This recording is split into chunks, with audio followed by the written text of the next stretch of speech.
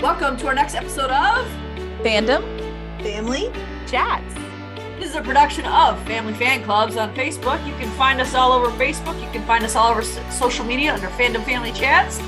Look us up, get dialed in, get plugged in, and get ready to listen to some crazy people talk crazy stuff. Hey everyone, welcome back to Fandom Family Chats. I'm Jeanette. I'm Eve. And we are talking about One Chicago today. Second episode for all of them.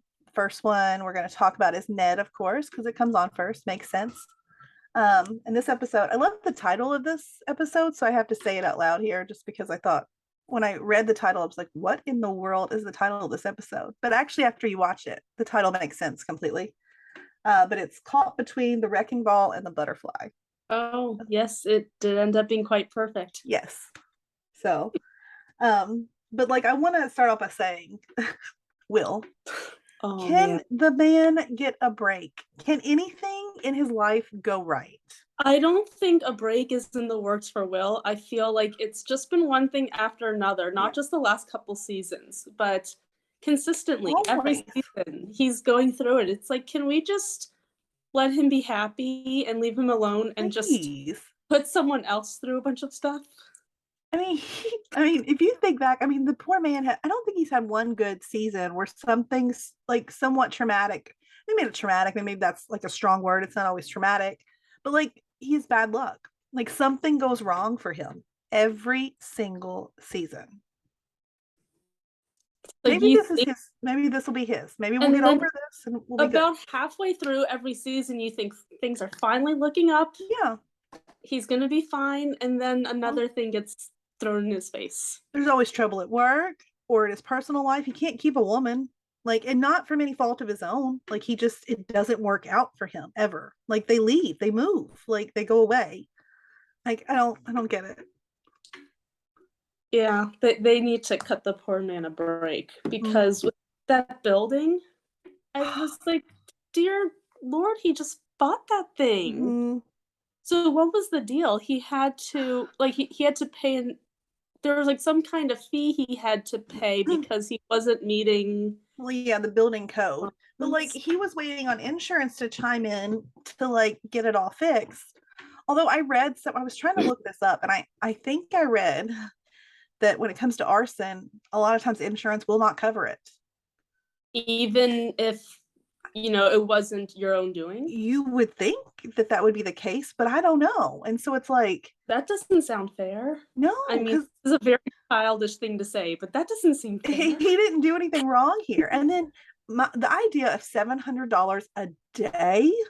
Oh, that made me want to throw up. Ridiculous. It's ridiculous. Like who... I know he's like a doctor in Chicago, but like even no one could afford $700 a day, can they? $700 a day for anything is excessive. $700 a day is my take home weekly paycheck. Like actually it's more than that. Like that's a lot. And I've got like 10 years on my job. Like I've been there a while. You know what I mean? Like there's no way. Yeah, I'd be homeless. Yeah, my children would have to starve. Like there would be nothing you could do. So I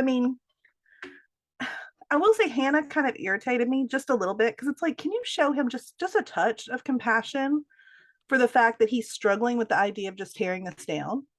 Yeah, because all she said was, well, then you should just tear it down. Like, that is the correct answer, but like give the man a minute to he's lost everything. Yeah, it's like, how about oh my gosh, I'm so sorry, this is so hard for you. No, just tear it down, move on. Yeah, let him vent about it for a minute, and then I'm sure he was going to come to the conclusion himself that it should be torn down as well. But like, be supportive, lady. I think I almost cried when I saw so sad. Into it. I was like, this is so sad. He just got that thing. Yeah. And he was on his way, like he had a couple of units that were all good to go, and now it's being torn down. I was like, this is just depressing. Yeah, he lost everything. And I guess the patience that they got this week, maybe that helped put things in perspective for him. Just that, it is just stuff, and it is just, everything's okay. But those patients made me sad too. Like I was like, this is so sad for this mom who's It did. clearly confused on what's going on. It made me really sad, but then I was also happy for Will because we got to see him in, his typical, Mhm. Dr. Halstead fighting mode, his Yes. go-to from what I remember of him from the very beginning with Mhm. that cancer patient from Yeah. season 1. Yeah. So we got to see a lot of that. Yeah. Because he was really, really fighting for that Right. kid, the broken arm. And this is the thing about Will. His maybe his or I mean, I don't know what the word is. Like you mentioned, the cancer patient. Obviously, what he did back in that case, it was not the right thing to do. In this case, pushing for DCFS, also probably not the right thing until he figured it out. But like what I love about Will is even though it may not be the right thing, everything he does comes from a good place. It's never him being egotistical. I know a lot of people try to say that about him. I don't think that's the case. He just honestly cares about people so much that sometimes he oversteps and wants to make decisions for them because he thinks that's the best. But it's from a good place. It's always the wrong thing for the right reason. He always means well. Yeah. He just likes to, when he just sees someone in trouble, he needs to jump and act on it fast. And he doesn't always think. Yeah. And he wasn't wrong that, I mean, obviously at that point when he was saying, let's, we need to call in, Child Protective Services, the child, I mean, the child needed someone else and he was in danger. I mean, his arm was broken and mom wasn't even going to let them treat him. She even tried to pull him out of there. So like, I get his perspective. I'm glad that Hannah was able to Hannah, like I really love her. So for many reasons, I hope she sticks around. But like she figured it out, thankfully, before the kid was taken away. Yeah, I was really thankful that they figured that out because after Dr. Charles basically said that he's done all he knows how to do, I was thinking, what on earth is wrong with this mom? Like they need to, I was hoping it wasn't going to be like a multi-episode storyline that we were looking at because that was going to kill me. Yeah. So I don't like those on these Chicago shows. I like them to tie things up in one episode if possible. Yeah, it depends. I mean, with this specific storyline though, I was like seeing this child in pain for multiple episodes is just gonna not work for me. So yeah, I am glad she figured it out, and I agree. I want her to stay for a long, long time. Me because too. She was on for a season, and then we really got to know her and like her, and then she was gone. I said, oh well, I hope she comes back. They've been doing a lot of that. Didn't they do that with that other doctor with like the one who had the homeless mom? Yeah, she was gone in no time. I mean, there's been so many that do that. She didn't even stay a full season. She was like half a season. Well, I mean, remember there was Dr. Charles. He had that intern like after Sarah. Her name was, what was it? It was Elsa, right? Because I remember because I thought of Frozen. Oh, like I love that actress. So like I hated that she disappeared so fast because she's from what is the name of that show? No, I can't think of it. It was really funny. I tried to get you all to watch it sometime about like the lady who goes back into publishing, like she's like my age, but she like pretends she's like 25 and everybody believes her. Is it Younger? Yes, that's what it is. But the girl that played Elsa was on that, and she's so funny on there. So I mean, I don't know. Ned has a bad habit of just dropping their characters really quickly. I loved Elsa. I know. I really miss her. I haven't thought about her for a while, but now I mean, she was awkward and kind of made some big mistakes, but like I liked her. So I don't know. They do that. So let's not do that with Hannah again. Like I hope she's in it for the long haul. Which I feel like I read that I don't know, I could be not right about that, but I feel like I did read that she was gonna be a regular. So maybe she is sticking around. Fingers crossed. Yeah. But they got that all sorted out, thank goodness, because once the mom, they did the surgery. Did they do a surgery on her? Like, how did that I think they were going to. I'm not sure if we saw that part. Maybe we did because she was good by the end. So maybe they did. Because by the end, she was like, I don't want to say normal. Lucid, like, I guess. Yeah, she was more lucid and with, and she was like, oh my gosh, I'm so sorry. I thought you were trying to hurt my son. And I'm like, oh, thank goodness. Yeah. Because I was like, I do not want to see that kid dragged off by CPS with the mom like yelling and screaming. I was like, this is going to be horrible. So luckily we were able to skip all of that. And the butterfly reference, I just loved it. I mean, just the way he kind of like, then the butterfly she had, come out of her chrysalis, and like he said, she was beautiful again, which I thought was just a really sweet reference to what was going on with his mom, Love that.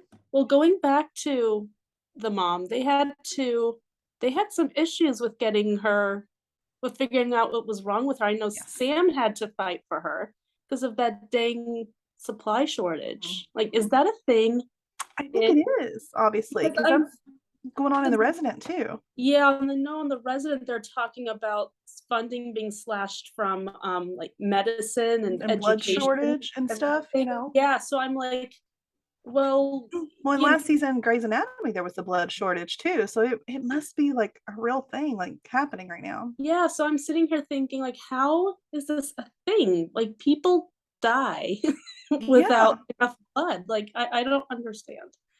But so it was the contrast they needed. The dye, yeah. And someone else needed blood. I think it was like Crockett needed blood for another surgery. Was that this week or last week? No, that was this, or at least he needed the dye for this because he was needing to see. It was a gunshot victim, right? I don't know. Whatever he was needing, he was needing to see exactly what. And I don't know. I don't have much medical knowledge.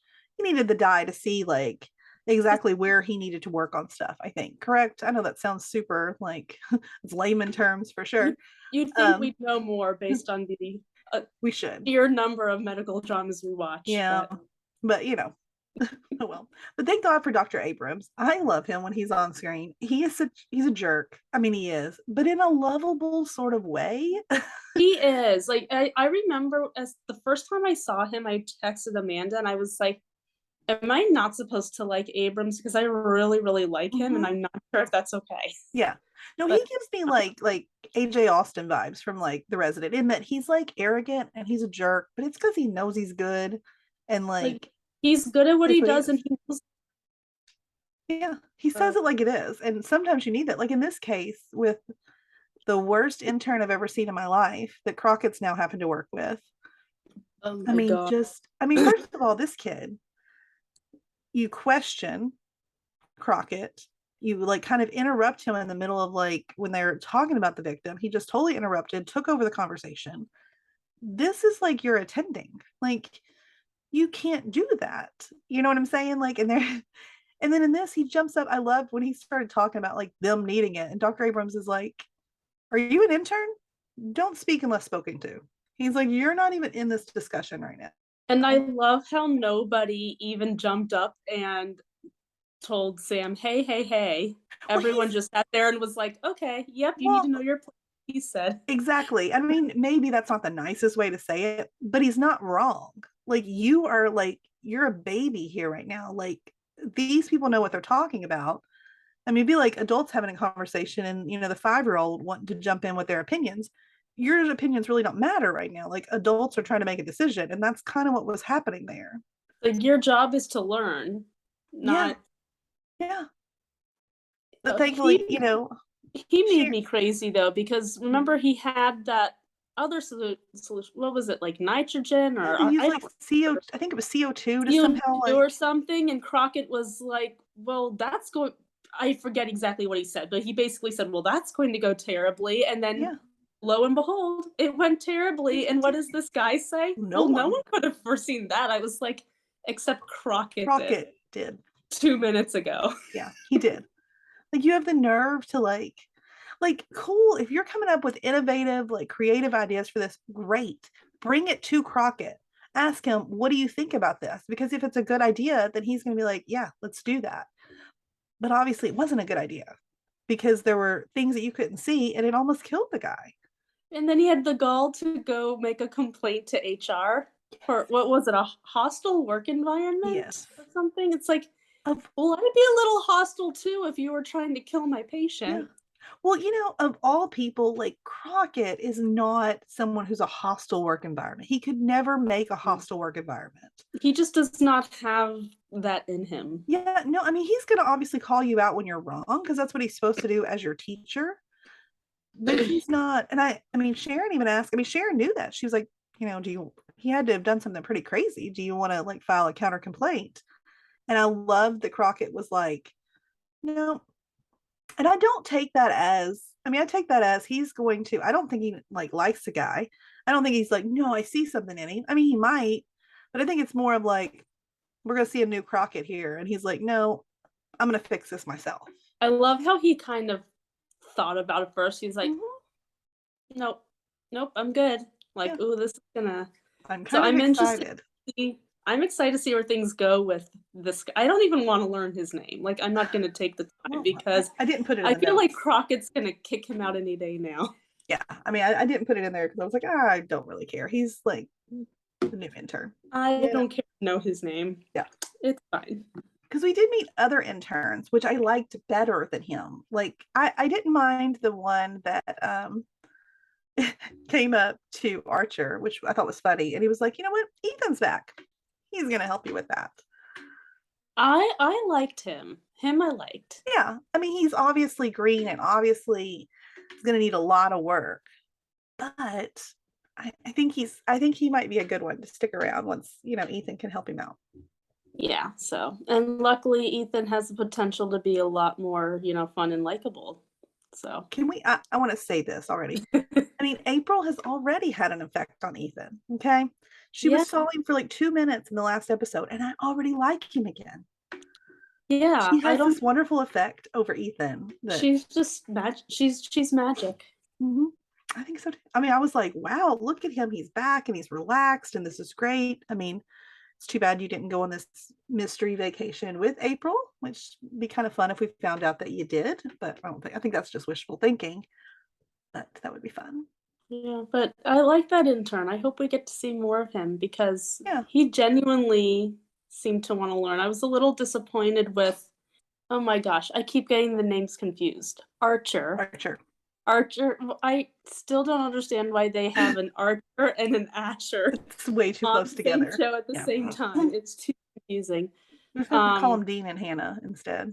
So yeah, I was a little frustrated with Dean when he pretty much just shoved him aside and said, "Never mind, I'll do it." Except, I mean, I guess I can see that like he needed to be intubated. Mm-hmm. Well, I think it was more because I mean I feel like normally like Dean is actually pretty good. I mean, I'm gonna say something else, but before I finish this, something I thought I would never say.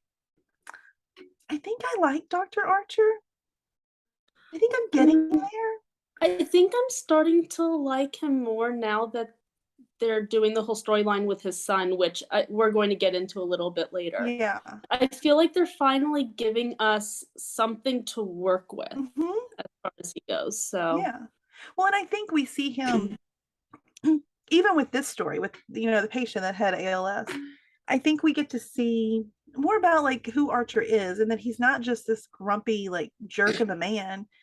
That side tends to come out in him when he's like worried or stressed, because I think he got, he knew this patient. He was the first one to diagnose him with the ALS.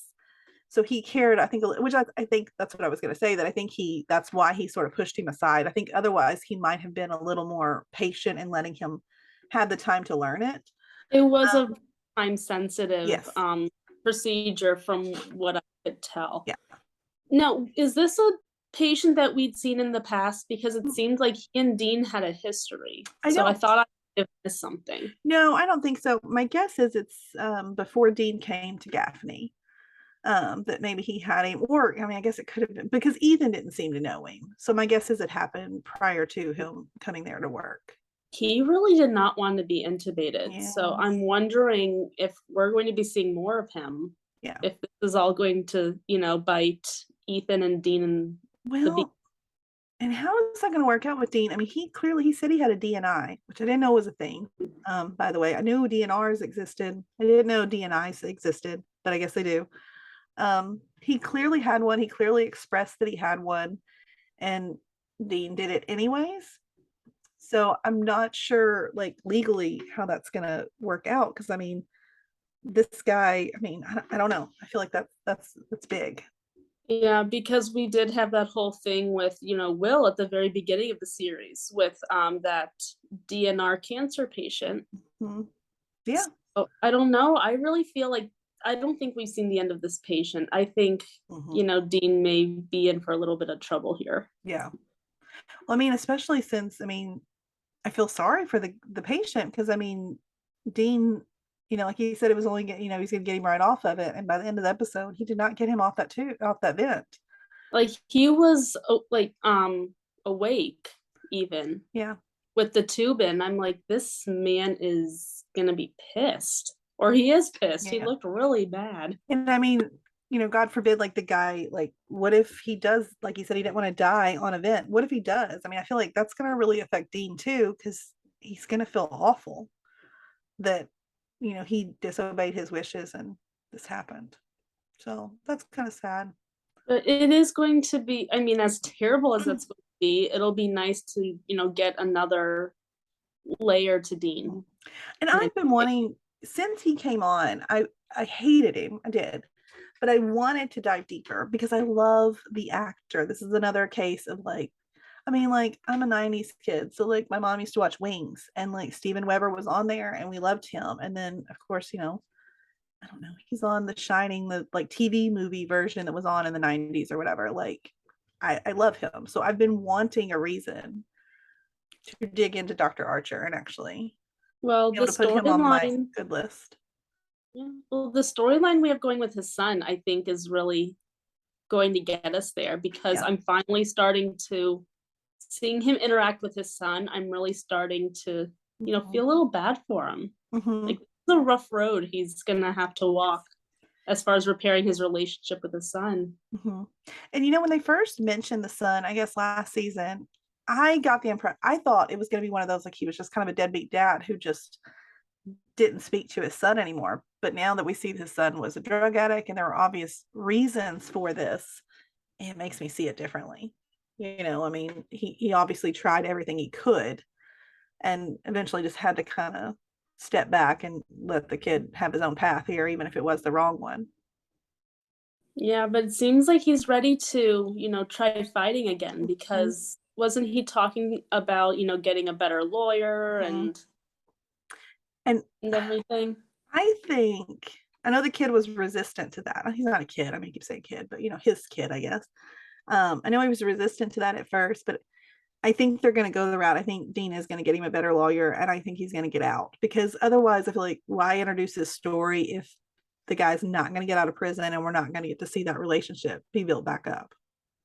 Exactly. And I want to see this continue, because if all we're seeing is Dean, at the hospital behaving the way that he has been since he first came on, we're not going to enjoy his character at all. At least now we have an idea of, oh, maybe this is why he is the way that he is. Yeah. And now that we've got a new villain and Crockett's intern, we don't need Archer to be our villain anymore. We've got someone else to hate, so we can go ahead and I'm really excited about Mr. Intern, because I don't know, I think he's going to be a fun villain, very fun person to dislike. Yes. Like, it's going to be week after week. Oh, what's Dr. Intern doing now? Because that's his name. We don't need to know his real name. Yeah. So speaking of parental relationships, we got to see a whole lot more to the, was it Grant, Vanessa, Maggie thing. It's getting real messy. I hate this storyline. It's my least favorite at the moment. See, I liked it at the beginning, and it's now that it's getting so messy, it's like it's getting really cringy to watch.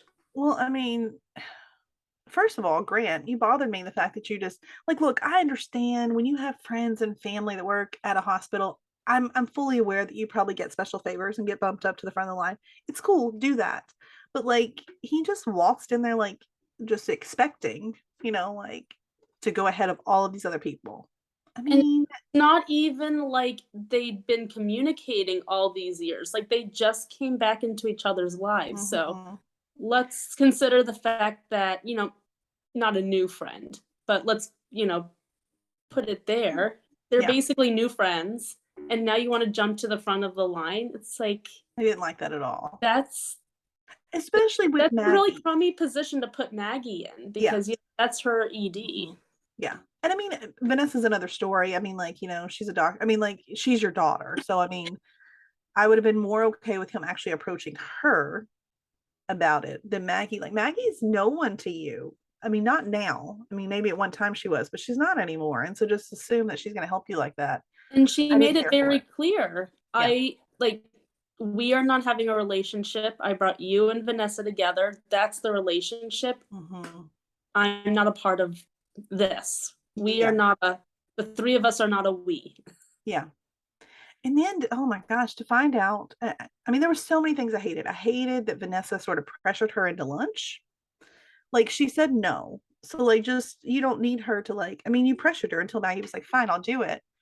Ben shows up. Maggie is like actively hiding stuff from him, like at this point in the episode. And then we found out she hadn't even told him. How long has it been? It's been months, right? It's been months. Yeah, because, you know what? Not that I have any experience being in this kind of situation at all, but shouldn't she have shared this with him before she tracked Grant down? Yeah. And you know what? Because he knew about Vanessa, right? Like, he's Mhm. known about her this whole time. Yeah. And I'm not saying, obviously, she doesn't need his permission, or that's not what I'm saying here at all. I mean, like, she doesn't need anyone's permission to do anything. But, like, he's your husband and your partner. He does deserve communication and honesty. And he brought up a good point. So she's bringing it up now. Mm-hmm. So why is she bringing it up now? And why did you make it? It's like, well, you should have told me this from the beginning. So Yeah. why are you deciding to tell me now? Like, what's going on? And why did she even say, like, I've told him that nothing's going to happen? Like, why make it weird, Maggie? Like, you just made this super weird that it didn't have to be. Like, the fact that you're even like telling Ben, oh, I've told him, like, there's nothing going to happen between us, means that you thought about it. Or he thought, I mean, like, it makes it weird. And I don't like this. I feel like it's not characteristically like Maggie. And I think that's what I hate the most, is that I love Maggie so much. Mhm. And this is just, I really don't want to dislike Maggie. Yeah. I mean, unless we're just trying to find a way to where, I don't know, is her character going to need to like take some time to think about some things, because I know that the actress is, has health issues, and maybe they're trying to find an out to, like, in case she needs a break from something. I don't know. Otherwise, I don't understand. Maybe they're trying to build in at least, pockets of time where she can be gone for weeks at a time. That's the only thing I can think of, but I don't like the storyline at all. Yeah, I wish they just come up with something else. Yeah. She could have gone and got her that same degree that April got. Yeah, I mean, something. They didn't need to do all this. Mm-hmm. It's weird, and I don't care for it. So I didn't really like Vanessa's whole attitude at the beginning. She's like, I saw you just left. Like, First of all, you bullied her into having this lunch, and you saw that Ben was there. Like, does Vanessa not know that Ben isn't aware what's going on? She didn't until Maggie told her. But either way, like, look, here's the deal. If I'm supposed to have lunch with my ex-baby daddy and my daughter, who I see at work every day, or my husband surprises me for lunch, I think it's okay if I want to sneak off and have lunch with my husband instead. Yeah. Yeah. I didn't care for it. I don't know. Everything about this storyline makes me upset. Yeah, it didn't have to have anything to do with how awkward that lunch would have been. Her husband came in for a surprise. She wanted to have lunch with her husband, who she wants to see and doesn't get to see at the hospital. I don't think anyone should be making her feel bad about that. No, not at all. I mean, obviously, like I said, she should have told Ben. I'm glad she has now, but you made it awkward. So obviously Ben's got some issues with that now. But I don't know. So next week looks insane. Have you seen that? Like, there's drama. I had to look at your note. Looking at your notes, I was like, that was so long ago. What happened? But looking at your notes now, I remember the preview. Like, they're just all fighting. I'm really interested in Dr. Charles and his intern, because she rubbed me the wrong way big time. Yeah. On in the premiere, right? That's when we first saw her. Yeah. I feel like so much happened in this I feel like so much happened in the first 2 episodes of Med this season. I'm like, wait a minute, have there only been 2 episodes? It's because we're used to binging, so this whole waiting a week in between, we're getting really confused on, like, what's happening where. I'll blame it on that. But Yeah, I'm really interested in what's going on with Dr. Charles and his intern, because I was disappointed we didn't get to see her again this week, Yeah. because that tension was there like from the get-go. So that's I'm guessing that's really going to build. Yeah. Because she said in the preview, I'm not an intern or something, like I'm not your intern, you need to stop treating me like that or something. Oh yeah, I think I do remember. I don't know, but isn't she an intern? That's what I thought. So now I'm really confused. I'm like, oh, so Maybe is she's just a resident. Maybe she's a resident, which there's maybe she's a difference, I resident. guess. I don't know. Either way, sweetheart, you're new.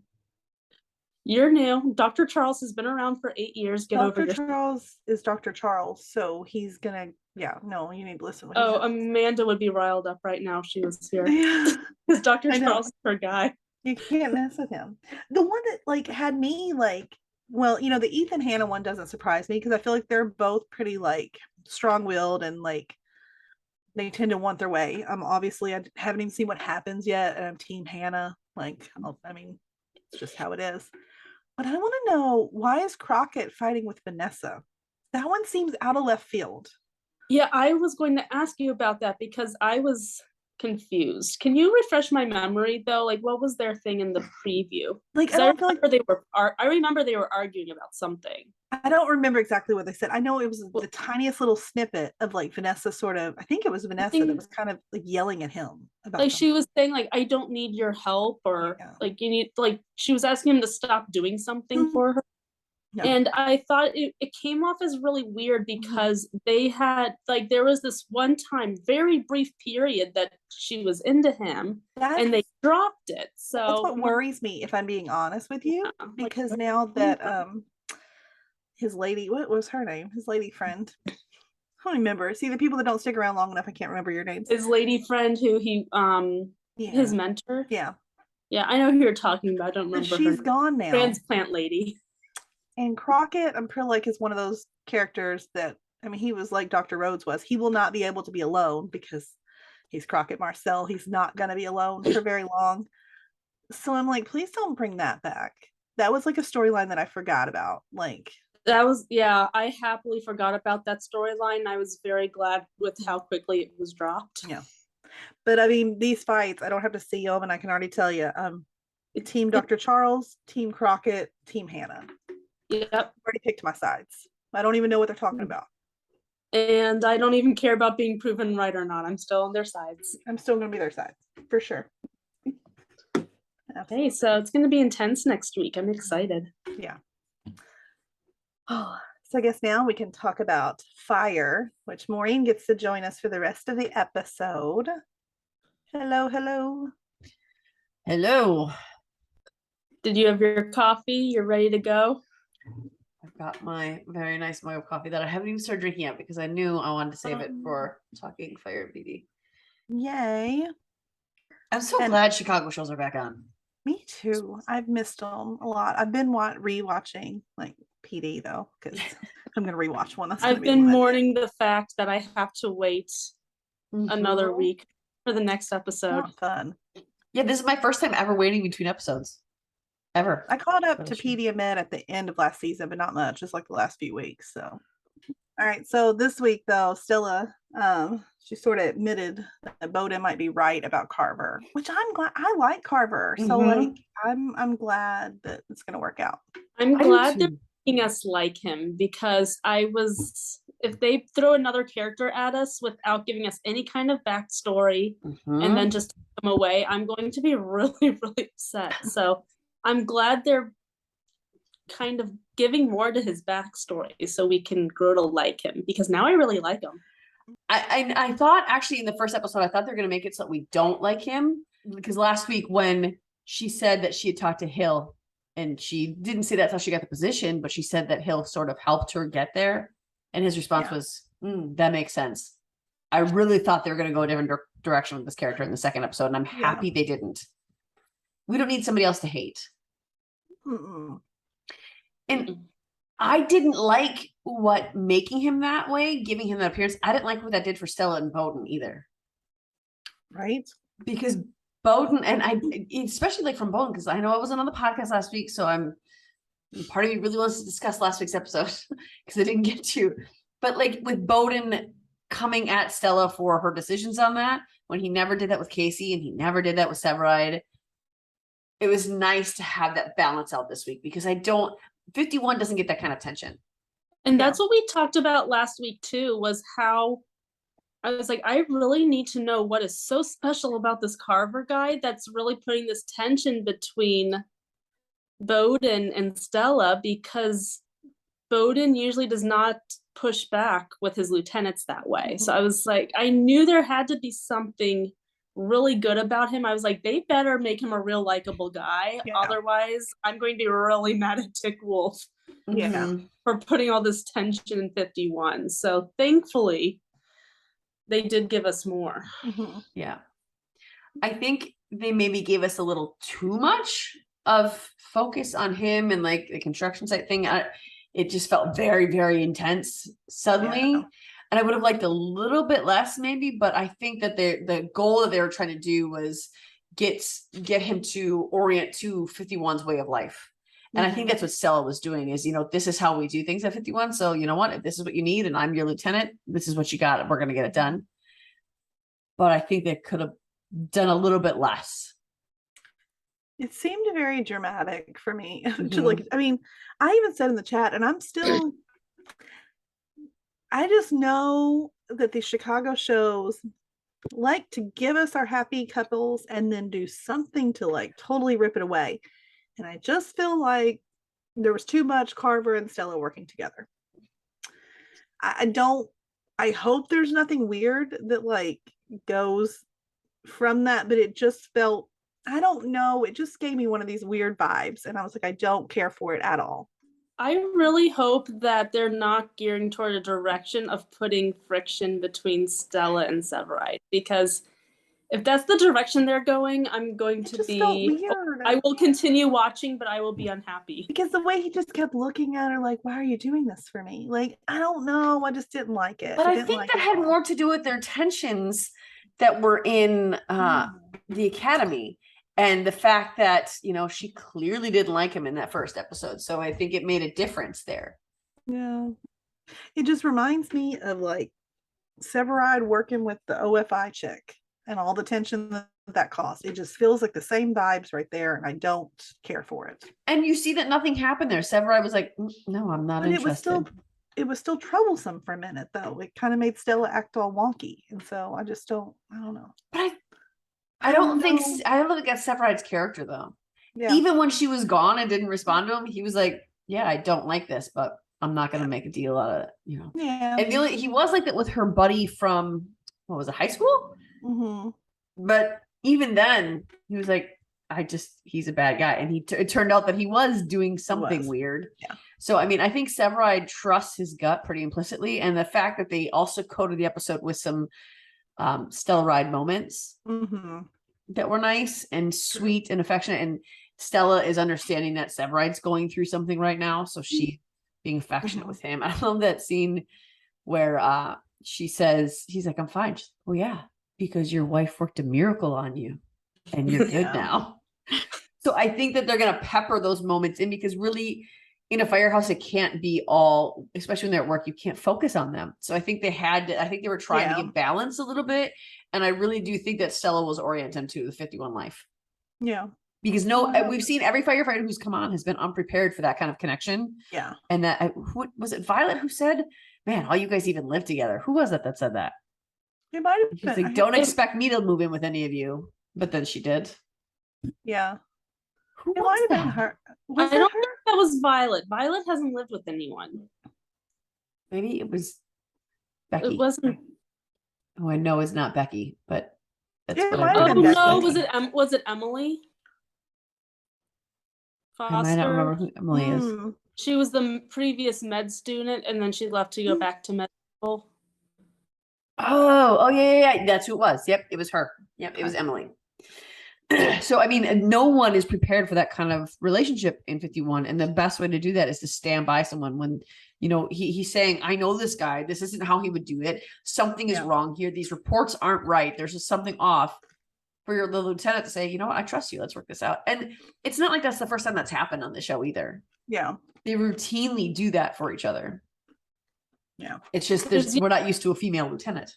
Yeah, because remember, Casey would always get Mhm. Casey and Severide would always get Both, so yeah. heavily involved in cases. I know Herman's done it before too, Mhm. and the whole team gets involved. So that's just how they work.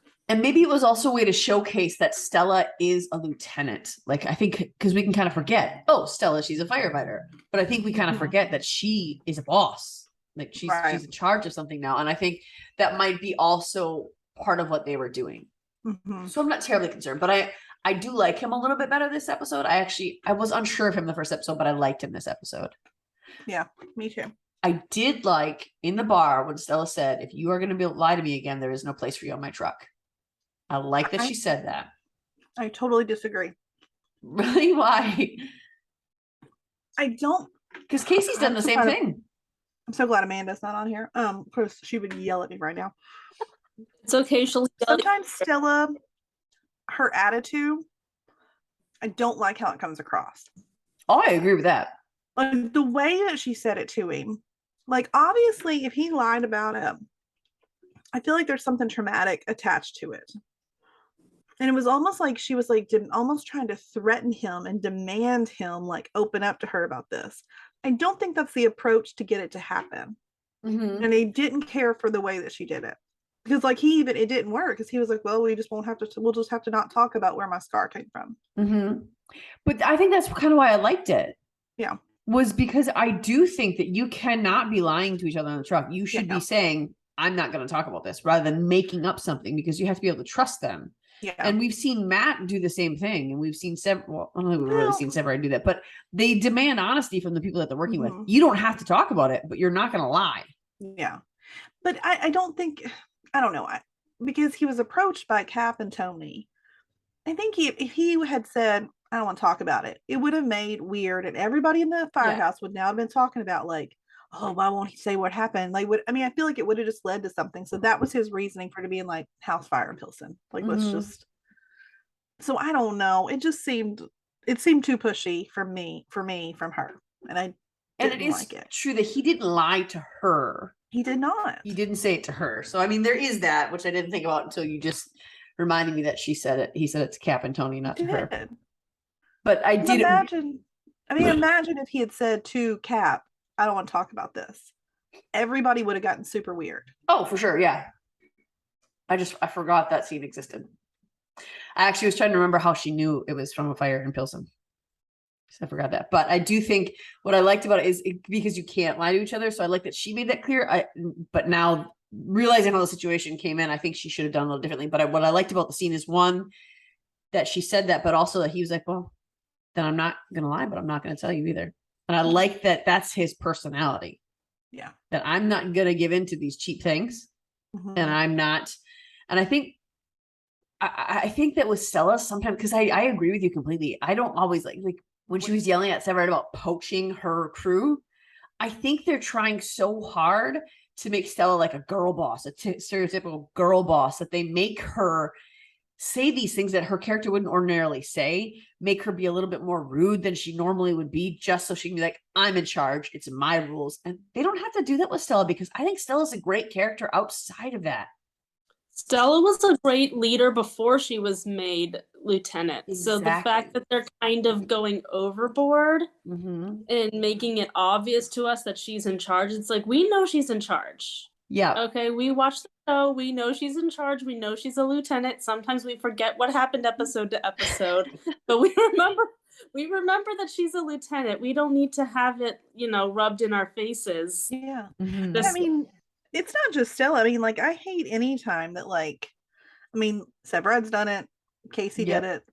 When they get, like, overly, like, aggressive and, like, bossy with their team, like, I feel like there's a way to assert your dominance and your leadership over this team without being a jerk. Yeah, I agree. And I feel like Stella, more often than even the guys, and I never thought, I tried to figure out why, and it's probably exactly like what you said, that they're just trying to, like, and that bugs me too, that, like, I'm gonna get off on a soapbox, that I feel like women, we almost have to be like witches in order to earn respect from someone, which is not fair. No. And it would be nice if the show would represent that you don't have to be that to be a leader. It would be nice because they all respect the crap out of her already because she's a good firefighter. So she doesn't need to do that to get their respect. And I feel like this attitude change didn't happen until she became lieutenant. And it's the way she's written. And I don't think she commanded respect and leadership simply for who she was as a firefighter before, regardless of sex. She didn't demand respect because she was a woman. She didn't demand respect for any other reason other than she was good at what she does. And she is a leader. And I think that they should hone in on that. And even when Severide's done that, like, I feel like this is the one male character that you and I don't really agree on, because I grew to actually love Severide. Like, I love him. I don't dislike him. I just don't love him. Yeah, I know, but I almost like want to defend all of his actions now. No, not like me. all of them. At the beginning, I was like, no, I don't like how he's treating Casey. But as I watched this, it's just because, again, he's so good at his job that I like watching. So I think with her, if they could pull back on a little bit, and maybe Carver will be the one to help her pull that back, because he respects her clearly, and clearly he'll serve under her, but he's not going to give in to that kind of demand. So maybe that'll be a good thing. Yeah, maybe so. And I have to say, the other thing I love, speaking of like Severide, when Javi was in the firehouse this week, oh my gosh, I love that so much. Even my kids were like, who's that? You can go to a firehouse? Who's that kid? And then they were getting emotional about it. Like, I loved it. I was so excited when he was walking in with Joe. I was like, oh, they're gonna have a kid in the firehouse. This is so exciting. Because those guys eat that crap up. Like, they love having kids in the firehouse. So I was like, this is gonna be a good week. But it was so funny how Joe was like, that's a lieutenant you're addressing. He's like, oh, yes, sir. I mean, I love that they treated him like a candidate, They make blueberry pancakes for everyone. Where's my sandwich? Like, like they weren't, not in a mean way, but just like they still treated him just like they would. I thought, and I mean, he loved it. It was like, so cute. You came here expecting to get the firefighter experience, and that's what you're getting. You're making pancakes for the whole house. One of my favorite parts was Gallo telling, because I love Gallo. Okay, he's one of my absolute favorites. Him telling the story of Severide's rescue and just blowing it so far out of proportion of what actually happened. It made me laugh so hard. And Severide sitting back there like, nope, that didn't happen. He wasn't even really looking for the most part, was he? He was also repacking the truck while Gallo was telling most of the story. Yeah. Severide's like this mythical creature in the firehouse sometimes. And I just think it's hilarious, because I don't think he thinks of himself that way. He's just like, no, I'm just doing my job. What are you talking about? But I cannot remember exactly what he said, but when they were walking out, Joe said, if I'm blanking on her name, Chelsea? No, that's not right. Chloe. If Chloe asks, we didn't do this. And I don't remember what it was, but I just thought it was so, it threw me off at first that he called her Chloe. But then he was like, don't tell her. I loved how they messed with Cap when they were like, okay, here, pull the horn. Like, no, don't touch that. Wait, pull this. Yeah. It was any opportunity that they get to mess with Cap. I just love it. I'm just gonna throw this out there. Please give us more Cap. Like, I want please Cap and Tony, just like an odd episode that's like just them. Like, we've talked about like we want Dr. Nolan doing something on The Resident. I would love to see an episode where it's Cap and Tony doing something crazy, 100%. And that's all it is. I know with Cap, it's hard to give him too much of, a big solid storyline just because of, the actor's availability. But Tony would love the same way, because they're both really firefighters. In real life. Tony is too. I knew Cap was. That's why they have so few lines, is because they're both firefighters. Yeah, so I would love, but I wish they would utilize them a whole lot more when they do get them, because they did have that thing with Cap. Remember when he got injured that time, and we finally, after so many years, we finally got a little bit of backstory into how Severide and Cap met. So I loved that episode. Me too. Yeah, so hopefully, even when they focused on his girlfriend. That was like, oh my god, like she's real. She's beautiful. And convinced he was making her up, and then she showed up. I'm like, oh, she's a real person. And then he brought the books they buy, and they're like, oh, you read books? These aren't mine, they're hers. We broke up. Yeah. He's just, every time Cap is on the screen, I love it. And I love that they used Javi as the conduit to get him on screen. Yeah. And how the guys helped him finish that. What was it? That drill. Mhm. They lifted the dummy up. Mhm. Now that part That was cute. so Yeah. sweet when they were all hyping Severide up again, and Severide noticed that Joe was feeling a little jealous, a little like bummed, maybe not jealous, I don't know, but just a little bummed that everybody wants your kid to look up to you, not somebody else. And so Severide, that was one of his good moments, telling that story about Joe. And then when Javi said Joe's my hero, I was like, I got emotional there. me too. I need to go back and rewatch the episode where we met Javi, because Joe literally caught him in his arms, Yes. falling out that window. I remember that. It's crazy. And I think that's one of the good things about Severide. Severide usually does have that intuition about He people, and he does. can usually read that, and he'll respond to it usually. And Mhm. even when Joe, like it was so cute with Joe, because when Severide was doing that, even Joe was kind of like, he wasn't sad that the focus was on him, because he wanted Javi to look up to him that way. Yeah. But Joe was kind of like, oh, it wasn't that big of a deal. Like the expression on his face, that's what it looked like to me. And I think watching Joe respond to Javi was so sweet and so rewarding. And like the look on his face when Javi said that he was his hero is just, it was worth the whole episode for me. It was. I'm getting emotional thinking about it. That was just such a good moment. Yeah. I really hope we get to see more of that family with Chloe, Joe, Yes. and Maybe Javi Otis. and Otis. Yeah. Mhm.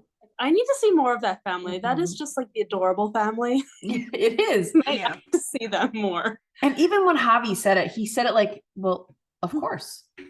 Like, I know what he's done. He's my hero. Like He this literally is caught normal, me isn't when it? I Doesn't fell out everyone of- see it that way? He literally caught me when I fell out of a window. I know he's a hero. Mhm. Yeah. It's fun to watch that relationship grow between Javi and Joe. But then we also, I mean, as Fire does, we watch relationships end, as we talked about a little earlier, and that's a little bit harder on the show. I knew that couldn't last because, gosh, what's his name? Casey. He's not coming back. I remembered Casey's name. I couldn't remember the actor, so I gave up. But because we know Casey isn't coming back, at least not for a while. Right. So we Were all we knew given that confirmation? I remember seeing somewhere that he'd said that he's coming, he hopes to return, but not anytime soon. Like maybe not this season. Like he Okay. doesn't have plans to return this season. So I think we all knew a breakup was going to happen, or at least had to happen. But Did it? it was, I mean, it was real. It was real depressing seeing how manic Brett was, because she was putting her all into everything. I was like, she needs to say something to someone, because she is going to make poor Mouch crazy. poor Mouch. I was feeling really sorry for him. Like, I mean, he just wants to go home, like after like his like shift there. No, I mean, like she's dragging him all over town doing these paramedicine visits. Like I'm sitting there thinking, the man is married to Trudy. Let him go home, please. But like he said, Trudy can use her alone time. So I think she Trudy was liked it. probably totally okay with him not being there. Yeah, I'm sure she can use her break from Mouch every once in a while. So I got super scared though on that call. Like I knew the first time they went to visit that patient, I was like, oh, something's up. Something's up. And I think they knew too. I mean, because Mouch was like, these bottles feel like really full. Like obviously we're not taking our medicine. And then like it was like full on panic when Mouch is like talking to Trudy outside, and Brett decided to go on in by herself. I mean, I know that these visits are supposed to be, they're supposed to be safe, and so that's why she felt like she could do that or whatever. But I was mad at her. Like here he, has a hammer that's coming at you, and I know you needed to load your syringe, whatever, but like you completely turned your back to him and like stayed there for like. At the same time, though, I mean, she had even told Mouch that one of the side effects of him not taking his medication was like psychosis, like a psychotic break. So she knew that. So she had to know, she had to have somewhere in her mind going in, he's probably not going to be himself. At least the possibility of it, you know, I mean, yeah. But I think at the end of the call, the first time they went, I think it was only Mouch who noticed something was wrong, because she made the comment, oh, we'd know. But I don't think she did at the end of that first call. So I think when they went back there, I think it was for maintenance and just to check up with his sister. I don't think she went in. I think Mouch was the only one who had an inkling, because I think Brett was so focused on just powering through patients, because she even said at the end of that, no stopping. We're going to eat lunch in the truck. So I think she was just so hyper focused on treating patient after patient after patient that she didn't fully register what Mouch had been saying, because she thought, no, it's going to be pure psychosis. We will absolutely know without a doubt that he's not taking them. Yeah. Speaking of the sister, I 100% thought for a split second that he'd killed his sister. So did I for a minute. That's why she wasn't around. I was like, oh my God, did he kill the sister? I didn't think about that. Then when he said that it was a car accident, I was like, okay, well, that's still bad, but at least he didn't kill his At least he sister. didn't murder someone. Yeah, he was At about least to. it's not. At least it's not murder. Oh, the sweet Mouch, that relationship, like we don't get to see that. Like I like that friendship of him and Brett, and we don't see enough Mouch, in my opinion. In general. I agree. He's like a wonderful human being, and I love him. Taking him or her back home to like his house to have dinner with Trudy. And that little look he's giving Trudy, like Trudy's the one to give advice. I mean, like of all people in the world, Trudy Platt giving advice on someone's love life. But Trudy Platt is great at telling people how to stand up for themselves and to get what they deserve. Maybe not so much in relationships, but just in general. When she was like, oh, it cracked me up. She's like, what, threw a bowling ball through someone's, and he was like, oh, you were young. I was 37. Like, but the way she says it too, she's like, no, and you're gonna like that I was that age, and you're gonna just deal with it. Well, yeah, I mean, he's going to, because she also said she had plenty more stories. I mean, who knows what Trudy is and done. I'm like, I would sitting like there him to hear those. And then the scene ended. I said, wait, that's it? We don't get to hear more stories? I wanted more. Please. And Brett's face, yes, please. Yeah. She wanted to hear It was all of us in that moment. But even when they first started going on, I mean, the first time they went out, Mouch verbalized, this is a lot. But the second time it was Mouch who was like, are we sure there's not something else happening here? And I love how gentle Mouch can almost, I harken it back to when we see that remember when Joe punished him for not getting him off on that sentence? Yeah. And then Mouch tried to work so hard to work it off, and then he almost died and he came back better. Since then, I feel like he's become more sensitive of a character to people around him. Yeah. And I like that. It was fun. Yeah, no, I agree. I mean, him and Herman both are like the dads of the firehouse, and except for Herman's like the lay down the law kind of dad, and Herman's the one you come and get comfort and advice from, Yeah. I do hope we get to see more of the paramedicine, because Brett and Mouch are a really fun team. Yeah, and I think it's good program. So I mean, Brett needs to just slow down just a little bit. It's a little much. And I think she will. She does that when she focuses hyper on something else when she's hurting. Yeah. I mean, okay. So I mean, I know, like I was saying, Brett and Casey, that's terrible that ended, but at least I'm glad that Hawkins and Violet got back together, because if we had lost that one too, I would have not survived, I don't think. I was relieved because they are adorable. They're my favorite fire couple. I adore them. Yes. Yeah, they're pretty up there for me. I mean, it helps when I know Stella Ride, but I mean, we've already established that neither Stella or Stella Ride are my absolute favorite characters. I think they're all pretty even for me. So her and Hawkins, I like it. I felt real bad for Hawkins when they saw him at the gas station. Like I was super proud of Gallo for not holding that to himself, because he could have. He has feelings for Riley. He could have, but no, he went to her and he did the right thing, and he told his friend. And I was so glad to see her as a friend, and not see him try to be like, "Ooh, this is an opportunity for me to get her." But he went to her and he told her, and it was also sad when Hawkins said, what did he say to her? He's like, are you really here? Oh, that was so sad. But then what I don't like about it is I don't like how he's being punished. Well, but I think he's okay. He says he's okay with it, because this allows him to openly date her and to be with her without having to. Yeah, I don't know. I mean, they can be a couple without having to try to hide anything. She no longer works under him with this change, right? No, I agree with that. Correct. I'm saying I don't like that he's being punished in this. He keeps getting sent off to all these other things, so he has to keep canceling things with Violet. He even said at one point that it's because of this he can no longer say no to anything they request of him. That part he doesn't like. He doesn't mind not being her superior anymore, because they can, but he doesn't like that he doesn't feel like he can say no anymore to anything they ask, and that's kind of sad. Well, hopefully that will last. I mean, I don't that think can it only will. last so long. So I mean, like he'll eventually. Mm-hmm.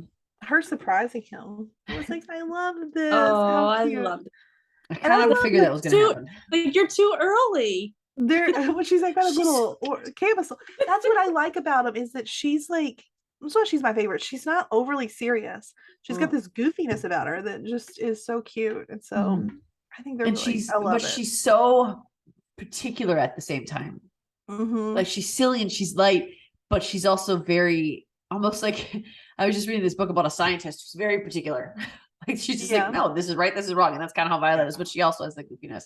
And I also think for me, meeting Hanako in person made her like She was up for already me my even favorite. higher. So that was my moment. See, Like, Brett was my favorite paramedic, still is because I've known her the longest. mhm. But I mean, Hanako's personality is very similar to Violet's. I feel like she's just, Oh, is she's it really? super light and she's silly and she's super kind.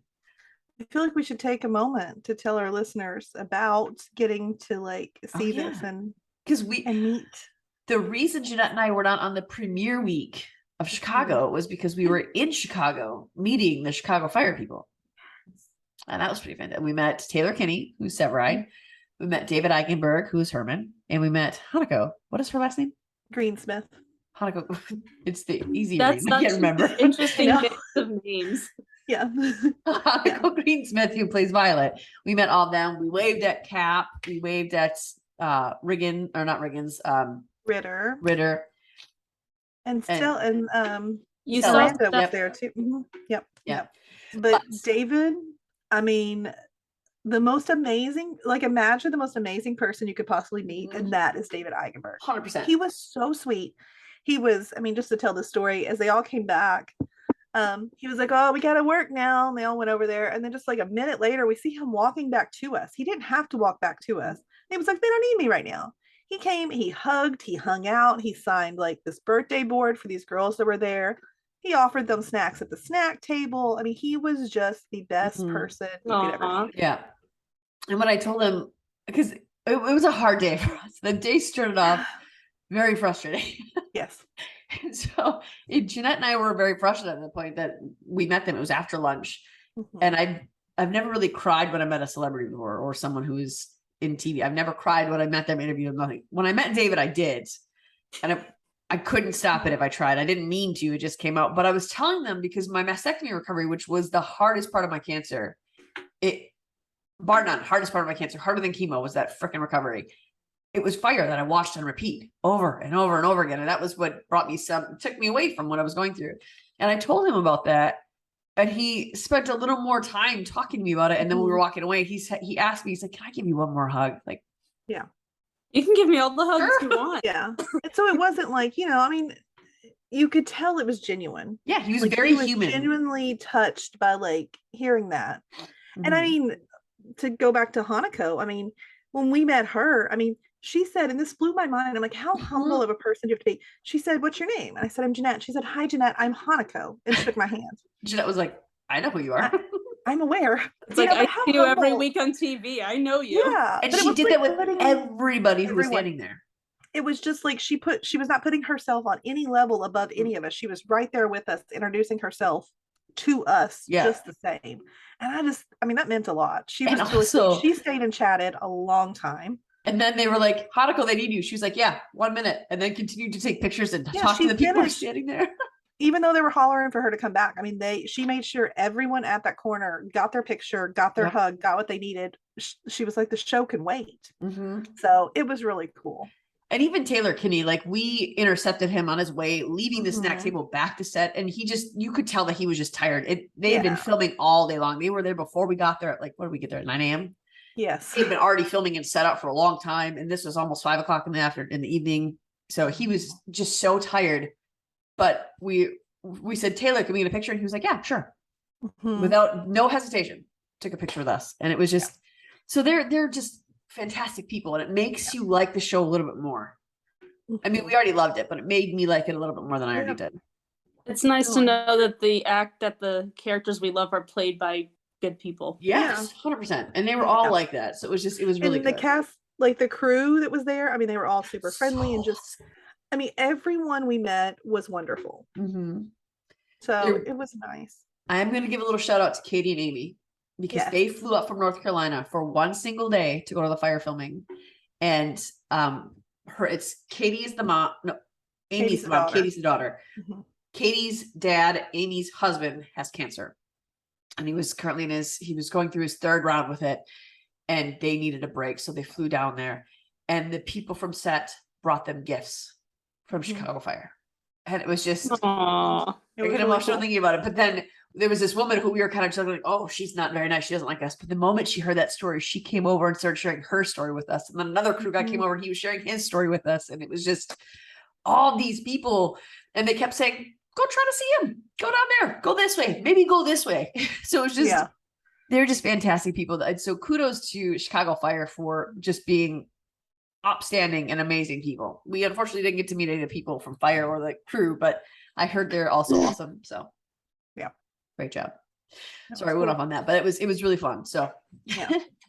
And with Violet, I think she's always been like, she is my second favorite paramedic. I realize there's only two. There's only two, but okay. The only reason Brett edges her out for me is because I've known Brett longer.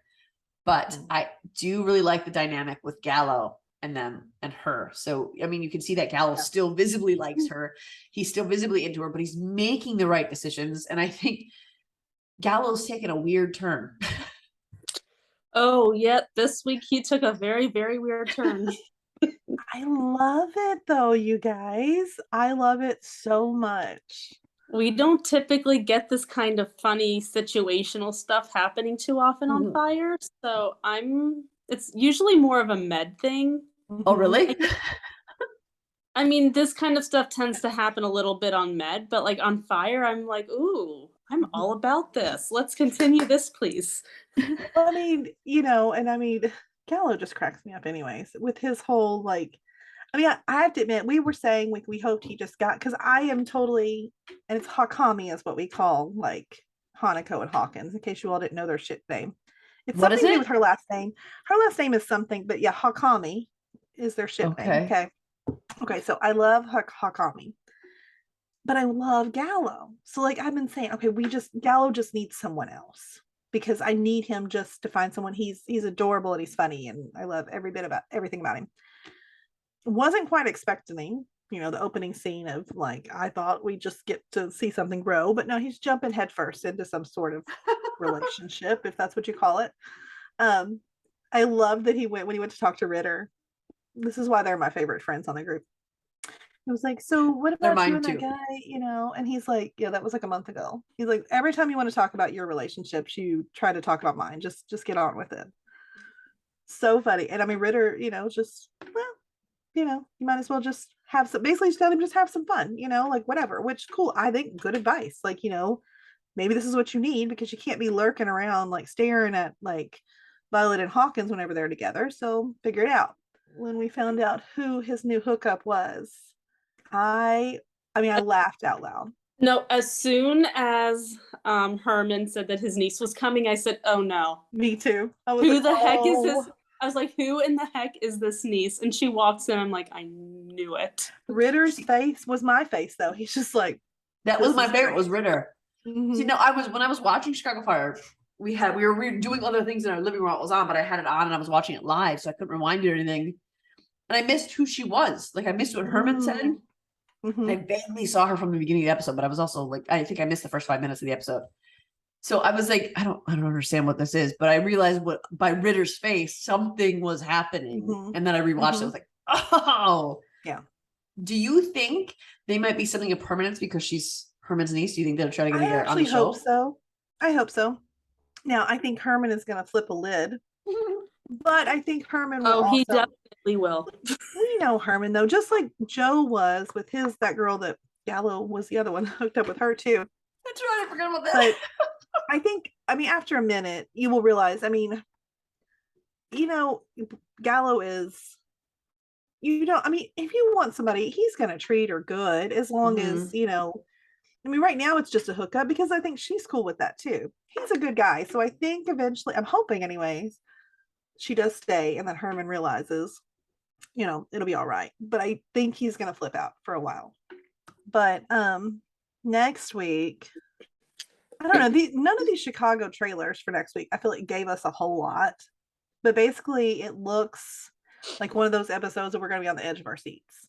It's like stressful. They're at some sort of theater fire. It looks like the building or the like ceiling collapses. Everyone just looks stressed or worried. And so I hope that we don't have someone getting seriously injured, but these are typically those episodes that like worry us. Yeah. I so mean, yeah, we hopefully- hope that Otis didn't die too in that. So Yeah. We've heard of no one is leaving, as far as I know, on fire. So I think we're safe. leave our people alone. Let them be maybe a little bit hurt and then they recover. Mhm. We can do that. That's fine. And maybe something that happens will jar something out of Carver, and we will find out how he got his scar officially, because I do kind of hope we don't drag that storyline on forever. I'd like to just go ahead and figure it out and move on with the situation. So maybe there'll be something in this that'll cause that to come up or something. I don't know.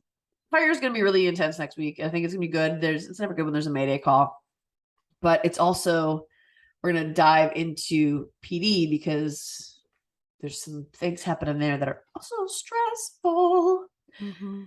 And one thing that was missing for most of the PD fandom in episode 1 was Adam Burzek. But we got a Burzek heavy episode today that we're going to talk about. It was last Wednesday, but we're talking about it today. Miss Jeanette has been waiting, and I cannot believe that you gave Adam to Eve. Well, because I'm going to talk about Burzek here in a little while. But Oh, Jeanette has been looking forward to talking about this for the entire week. I could really do this whole episode myself if you guys want to just go ahead. we can just make this the Jeanette show. It'll be fun. But yeah, it was a pretty heavy Adam episode. It started off with that court case, and I have to admit I was a little confused at first because I couldn't remember if it was maybe a case that had just happened that I was supposed to remember, and then it was mentioned it was 5 years ago, and then I'm sitting there thinking like, well, I don't remember anything that happened 5 years ago because I binged all of this in a couple weeks. So but yeah, kind of had me a little bit worried because Kim was kind of had Kim a little bit untrusting, but I mean, I feel like she's been like that. Yeah. I'm not sure that, I don't know. I'm not sure that she meant that, like the way that it came out. I don't think she did. But well, in the beginning of the episode, she was like, did you go over the materials? Did you do this? Did you do this? I think she was worried. I think that's what it was. I don't think she was necessarily worried that Adam did do this. I think she was worried, like, what if they think you did? And this is what, I mean, she just wanted him to be, because he was being kind of nonchalant about the whole thing, just kind of like, well, I didn't do anything, so it'll be fine. And that's how he is. So and she's an over preparer, so I think I think it's put Kim kind of on high alert because that is how Adam is. He just doesn't stress over stuff, and she's an overthinker, and she's like, why are you not overthinking this like I am? Can you come into my space? And I relate to her in those ways, and so like I get it, like, but I was proud of Adam for saying kind of what we've all been thinking, you know, Kim, you've got to start believing in me. I was like, thank you for saying that, because like, I mean, we, you know, find out later or whatever. I mean, I don't think that it's necessarily that she hasn't been, but she definitely hasn't been communicating that she believes in him. And so this was sort of like, you're going to have to do this. He had enough. And I was really proud of him for that. And I think that there were two, I mean, yes, Adam in court was shining. Adam in that suit was. I was going to say, we cannot do this episode without talking about Adam in his suit. Adam because I knew you were done talking about it. Adam can wear anything and you'd say he looked good in it. I think she likes the suit. But I have seen, like, I mean, these pictures of him in this suit came out months ago, and I posted them to you all. Look, Adam's in a suit. So like, I've been waiting for the episode of where we get to see Adam in the suit, and it was finally here. But I think that there were other shining moments from him too, and there's one that we cannot forget to talk about is when he's building the birdhouse. Oh. I mean, there's another look that I'm really into, the dad mode Adam with his little like cargo shorts, bare feet. This was I think that's primo Adam, if I'm being honest with you. Yeah. In his crooked little birdhouse that he built for Michaela. I yeah. was like, that is so sweet. Yeah. And I think the best part about it was he said, yeah, I'm building this because Michaela wants it. And then later in the episode, we see that heartbreaking scene. Like, I don't like it when they do that to kids on this. Like, I don't like it. That But was really I know tough. that it happens. So they can't like ignore that it happens. But Adam, in that moment, when he gave her the, the listeners don't know, but my daughter is 10. My daughter's in the 5th grade. I mean, this was just, it was a lot to watch. When he handed her that little the horse and horse, just said, like, you know, when the way he talked to me, it's like, we have a daughter. And I mean, just all of those moments. And I think for Kim, it was also like, I mean, obviously she's known, like, he loves Michaela and he is, but seeing him react like that was just, he is her dad. There is no doubt about it. I don't care what you want to do. I don't care what's on paper, any of that. He is her father. Yep.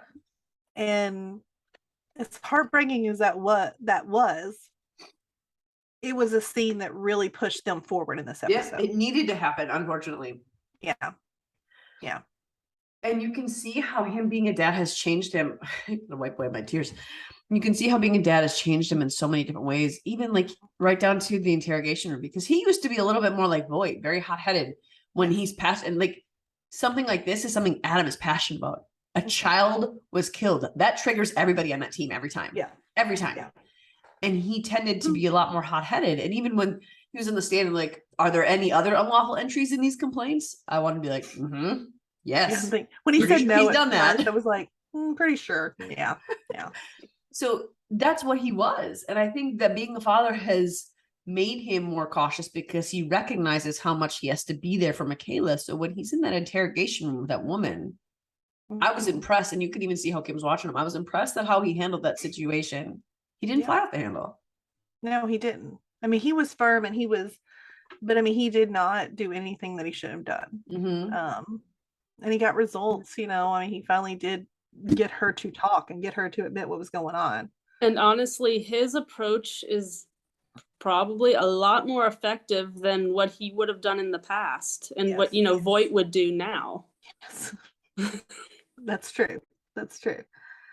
But I mean, like, everything about, like, even when they finally got on the bus and, Kim's obviously in there and, she's in plain clothes, and when he rushes on the bus and he's like, get behind my vest. I'm just like, I love you. I was terrified for her when she got on that bus. I was like, if they do something to Kim, We're done doing stuff to Kim. I'm just gonna, like, the writers are just gonna have to hear me on that. Like, never again. Yeah, I do anything to Kim.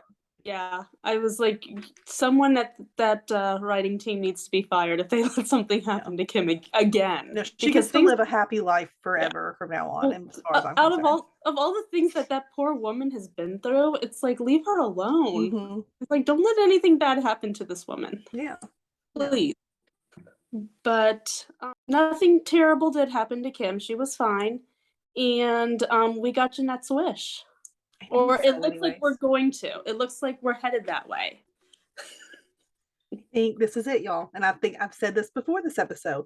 This is Burzek's year. I am confident that they have made us. I mean, Burzek fans, we've stuck around through a lot.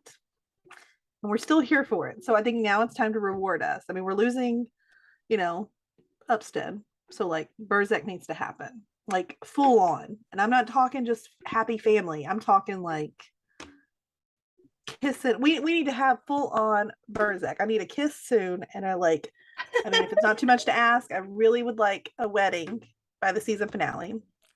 But I'm not sure if I'm gonna get quite that much. Maybe that is the season finale. I would love to have a wedding. I don't see why that's not a problem. I mean, I think that it could happen easily. I don't think that's too much to ask for after everything, we've been through with this couple. Agreed. But Kim, like, I was really proud of Kim in this scene, if I'm being honest. Like, because we know that, I mean, she's frustrated people, others more than even me, because I think Kim Burgess can do no wrong either. But her saying to Adam, it wasn't just, I'm moving in and accepting his offer. She said, I was wrong. You Mhm. know, she told him, you are what Michaela needs. You are her father. Like, you have been steady this whole time. And she said, and she apologized too. She said, and I'm sorry if Yep. if I haven't always made you feel this way. So I think, I mean, that conversation, she said everything right. That conversation was perfect. Yeah. Even the way she introduced that they're moving in there, which I thought was so sweet. Yeah. Yeah. When she talked about the repairs it needs. What year was this house built in? It looks like it. But you just know? the look on Adam's face, how it transformed when he's like, what does that mean? You know? And it It just means your house is old. You need to fix it. so the only issues I've ever had with Kim is the back and forth she does with Rusek. And I've said this before on our Chicago podcast that what I didn't like about her was that she would ask him to be a parent when it was convenient for her and pull it away when she didn't want him to have it. And I didn't think that was fair, and I didn't think that was right. And I think she fixed it with this episode. Yeah. And I hope we get to see, I mean, if we don't get a Burzek wedding, can we get a Michaela adoption? Like, can he officially become her dad too? The moment I want to see is I want to see you tell Michaela that you guys are moving in. Can we please see that? Because I feel like that would be really special. I really don't want that to be off camera. And I want, yeah, I mean, I think we need to see it. And I want her to call him dad sometime this season. She's already called Kim mom. I really want to see her call Adam dad for the first time. Can you imagine his face? It will be pure joy. Like, oh, Jeanette, you're going to watch that scene again and again and again. I have already watched the Burzek like happy little reunion on this episode like enough, guys. Like Have you watched it enough? Maybe not, but probably by most people's standards, I've watched it enough. I loved it. They're probably my favorite couple ever, guys. Like, I mean, this like if they can get together, they will be. It's back and forth I don't like. Yeah. They've taken the title from Stydia, I think, if they can get together. Oh, I suppose Stydia wasn't really together either, so we have to take the cake if they get together. We can't repeat that, please. We can't have them get together right before the show ends. Like, Jeanette will riot. I will drive up to Chicago and have a conversation with those people myself. I won't drive, I'll fly, you know. Driving like you might drive. I might drive, you know. I might be bad enough to do that. But you'll just hop in your car right after the episode and drive on up to Chicago. Drive all night. Let's do it. Right. They need to be a happy little family of three, all three of them. Maybe no less. Maybe they can have another baby. Yeah, they can have another baby. That's fine, but it needs to be no less than 3. Absolutely. But it's sad that, like, I mean, we can get this, and I do feel compassion for the Upstead fans because I don't think you all are going to get this happy ending. No, certainly not. I'm not thinking, and I was saying that I think there's going to be, you know, trouble, you know, in the marriage, and Jay's going to leave, and unfortunately, I feel like that might be where they're headed. Yeah, I'm really actually unhappy with the way they're handling this storyline a lot. But what is a good solution here, though? The thing is, like, I didn't want him to die. Okay, I didn't. But at the same time, right now, I feel like we are destroying everything that Jay Halstead has been for 9 years. Yeah, I don't like that either. He would everything he did in this episode, and really in episode 1, he would have never done. And so this, and especially not for Voight. I mean, I know he cares for Voight. I mean, just like the whole team cares for each other. I don't know. I feel like we're really destroying his character, and I don't care for it. I feel like I'd like to say there could have been a better way, but I really don't. As long as he's with Haley, I don't see any other better way. I mean, they could have killed him off. We would have been upset. You know, this storyline we have going on is making me upset. I don't think there's a great way that's going to say, I don't know. It's not like with Erin, where she just took off for New York because, you know, they weren't even engaged yet. I mean, they're breaking up a marriage. Yeah, if they're not going to kill him off, they have to and that's the stupid part, is that no one wants Jay to die. I actually like Jay's character. Is he my favorite guy on PD? No, but I like his character. And I think that if they aren't going to kill him off, they have to make it to where he can't come back. And the only way to make it to where a character's all their ties have been severed is to make them really unlikable, make them really fail, make them really burn some bridges. So unfortunately, I think it's either that or he dies. And I agree with you. I don't like that they took this. I would have almost rather they killed him off. I honestly, not that I want that to happen. I think that storyline would have made more sense. I agree. You know, he might pull an Alex Karev and just leave Haley for Aaron and move to New York. I wouldn't be happy with that either, because that goes against who he is too. No, it's not. Almost none of this is. Almost a little worse. God, if they pull a Grey's Anatomy on this storyline, I'm going to drive to Chicago with Jeanette. I'll meet you there. I mean, it'll take me a little longer, but I'll meet you there. I'm sure you'll still be laying into them when I. But I do think they gave us a little hint into this last season, because Voight basically told him, you know, if you go down this road, I mean, it's going to ruin you.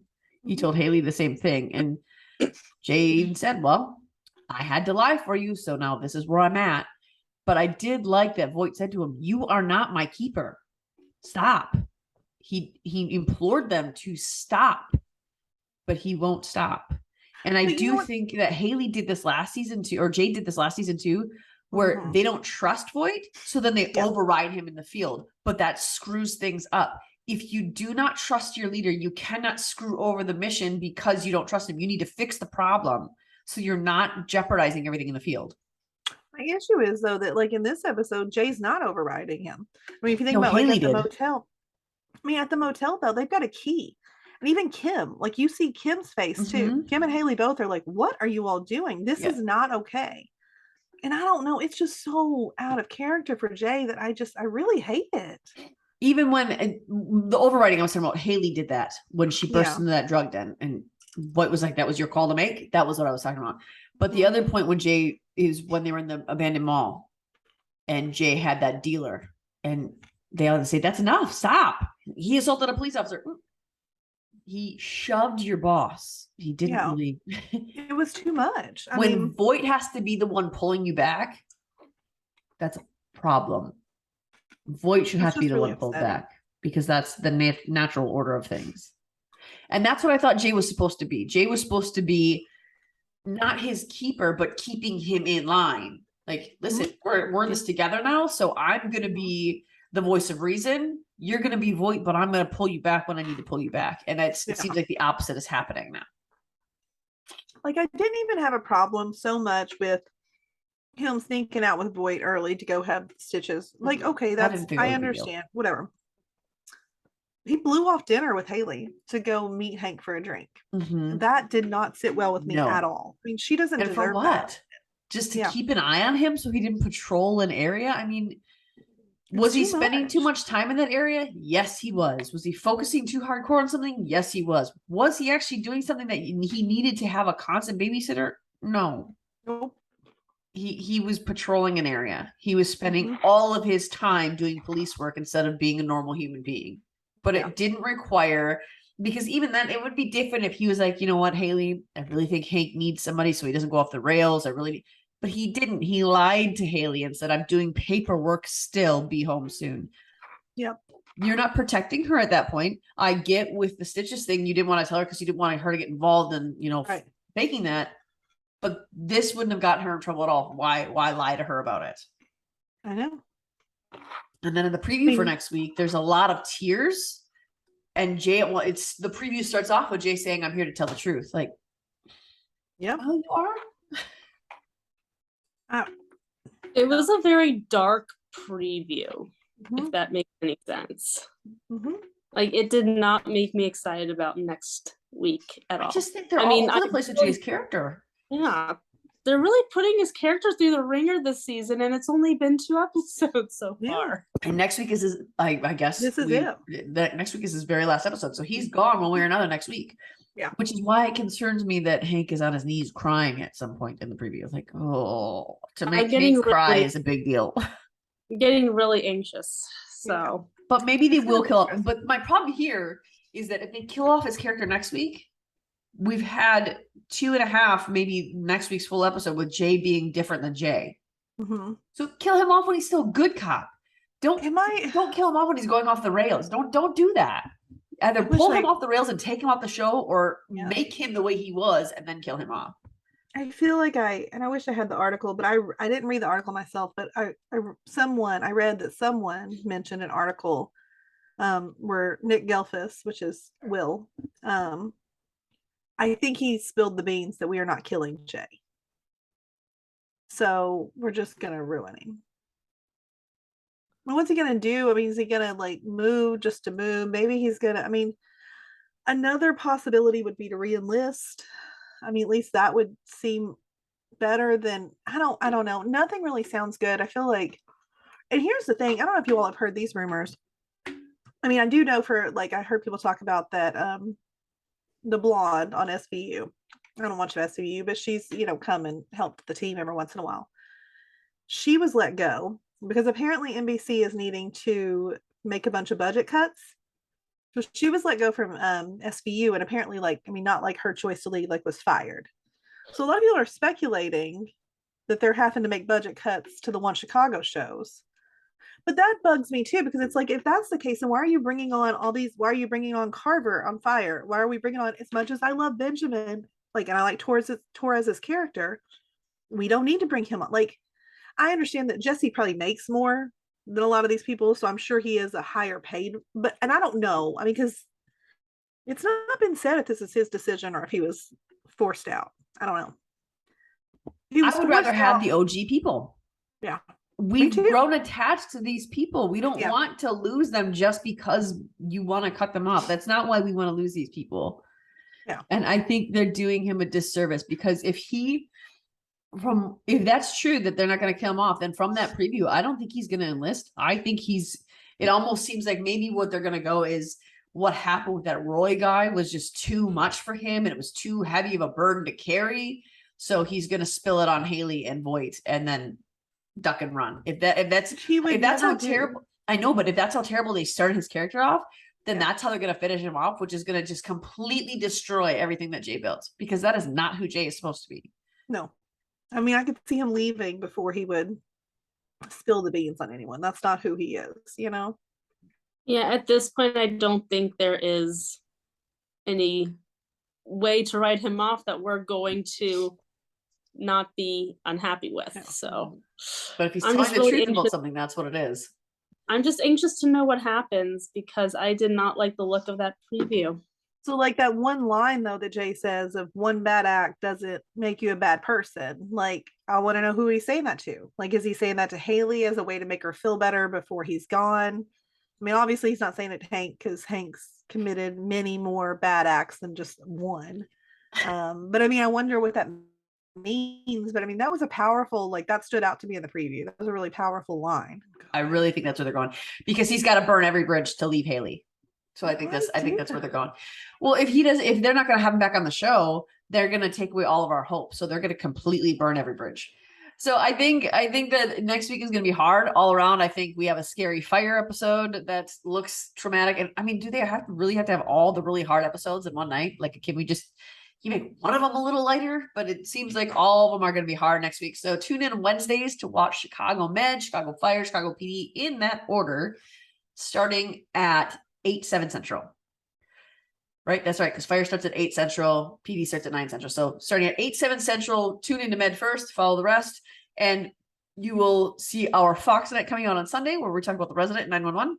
So stay tuned for that. This will be our new schedule now. We're going to get these to you on Tuesday night, so you have some time to catch the recaps before you watch your shows on Wednesday.